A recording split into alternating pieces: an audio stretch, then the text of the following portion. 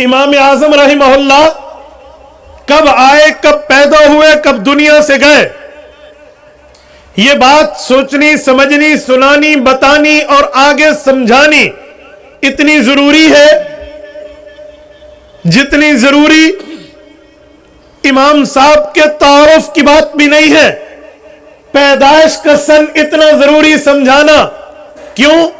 آج معاشرے میں حق کے مقابلے میں باطل مختلف شکلوں میں آیا ہے، اور مختلف پراپاگنڈا، مختلف قسم کی مٹی اور خاک اچھال کے پگڑیوں کو اچھالنے کا طریقہ نوجوانوں کے ہاتھ میں دے کر بے راہ روی کی روش پہ ڈال دیا گیا ہے۔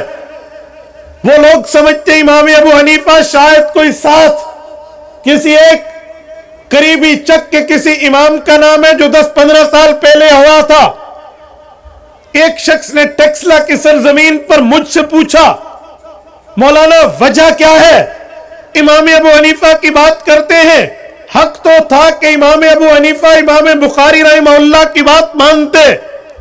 امام بخاری تو حدیث لکھنے والے ہیں، ان کی کتاب کا نام صحیح البخاری ہے، تو پھر کیا ضرورت تھی امام ابو حنیفہ نے اس کو چھوڑ کے امت کو فقہ حنفی دی ہے؟ کیا حدیث پیغمبر کی نہیں ماننی چاہیے؟ اس طرح کے سوالات جب مجھ سے ہوئے، یہ صرف ایک جگہ نہیں کئی جگہ ہوئے ہیں، میں نے صرف پہلی جگہ کا ذکر کیا ہے، تو میں نے یہ بات سوچی کہ جب بھی امام صاحب پر بات ہو پہلے اس کے پیدائش کے آنے کے سن کو بتاؤ، تاکہ لوگوں کے دماغ میں ہو یہ بندہ کب کا ہے۔ میرے دوستو سنیے، دل کی تختی پہ تعویذ بنا لیجئے، امام ابو حنیفہ کب کے بندے ہیں؟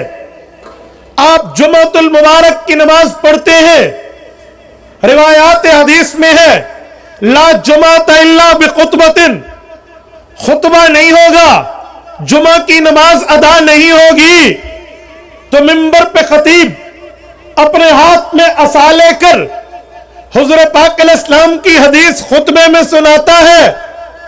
رسالت مآب فرماتے ہیں خیر القرون قرنی ثم الذین یلونہم ثم الذین یلونہم، کہے لوگو میں تمہارا نبی، تم امت کے 3 طبقوں کو دعا دے رہا ہو، دعائے خیر دے رہا ہو، ان کے حق میں اچھائی بھلائی بات کر رہا ہو۔ یا رسول اللہ وہ 3 طبقے کون سے ہیں؟ فرمایا خیر القرون قرنی، میرا زمانہ جب تک میں تم میں دنیا کے اندر موجود ہوں، میں نے اللہ سے منوا کے اس زمانے کو صاحب دعا زمانہ قرار دیا ہے۔ ثم الذین یلونہم، صحابہ کرام کا زمانہ میری دعائیں لینے والا زمانہ ہے۔ ثم الذین یلونہم، صحابہ کے شاگرد تابعین میری دعائیں لینے والے لوگ ہیں۔ تو 3 طبقات، 3 زمانے اللہ کے رسول کی دعا کے مستحق بنے، دور نبوی، دور صحابہ، دور تابعین۔ حضور پاک کے شاگرد کو صحابی کہتے ہیں، صحابی کے شاگرد کو تابعی کہتے ہیں۔ ان 3 زمانوں کو دعا میرے پاک پیغمبر نے دی ہے۔ کس نے دی ہے؟ بولتے نہیں ہے، مجھے سب کا جواب چاہیے، کس نے دی ہے؟ پاک پیغمبر نے۔ کتنے زمانوں کو دی ہے؟ ہاتھ اگر اللہ نے آپ کو دیا تو انگلی پہ مجھے جواب دے۔ کتنے زمانوں کو دی ہے؟ مجھے بتائیے کتنے زمانوں کو؟ 3 زمانوں کو۔ ان میں پہلا زمانہ، صرف میں نے بات نہیں کرنی، میں نے آپ کے دماغ میں رٹوانا ہے۔ پہلا زمانہ حضور پاک کا، دوسرا زمانہ، تیسرا زمانہ تابعین کا ہے۔ سنو، یہ 3 زمانے شروع کب ہیں، ختم کب ہیں؟ حضور پاک کا زمانہ حضور پاک کے دنیا سے رخصت ہونے کے بعد پورا ہو جاتا ہے۔ حضور دنیا سے گئے ہیں، سن 11 ہجری ہے، قصر حذف کرے تو 10 ہجری۔ پیغمبر کا زمانہ سن 10 ہجری سے لے کر 110 ہجری تک، جب تک پیغمبر کے آخری صحابی اس دھرتی پر موجود تھے۔ صحابہ کا زمانہ وہ 100 سال ہے۔ ابو امامہ باہلی ہوا صدی بن عجلان وہو مات من الشام بالصحابۃ الرسول علی وجہ الارض.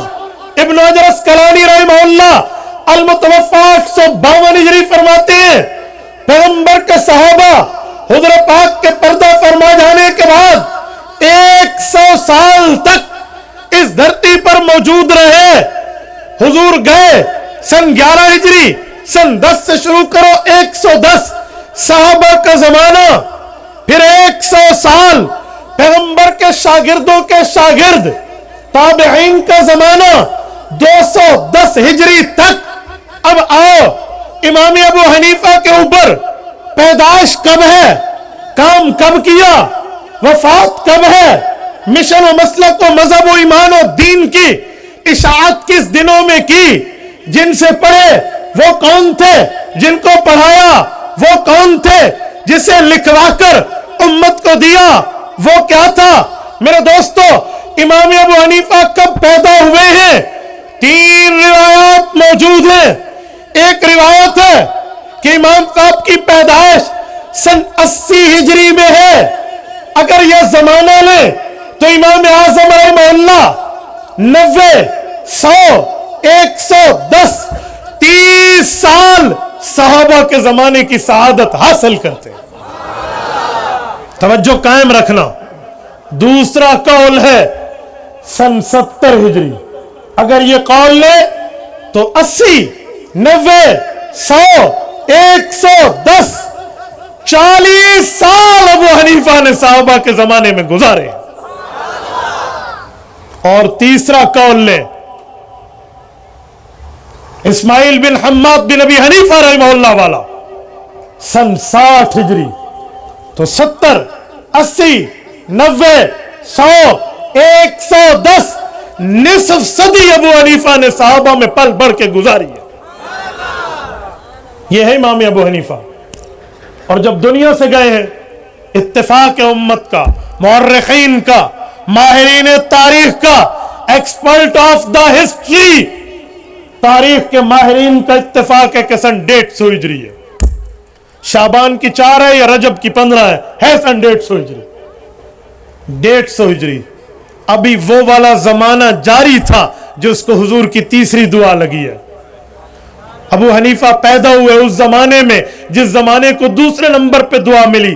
ابو حنیفہ دنیا سے گئے اس زمانے میں جس زمانے کو تیسرے نمبر پہ دعا ملی. یہ امام ابو حنیفہ ہے.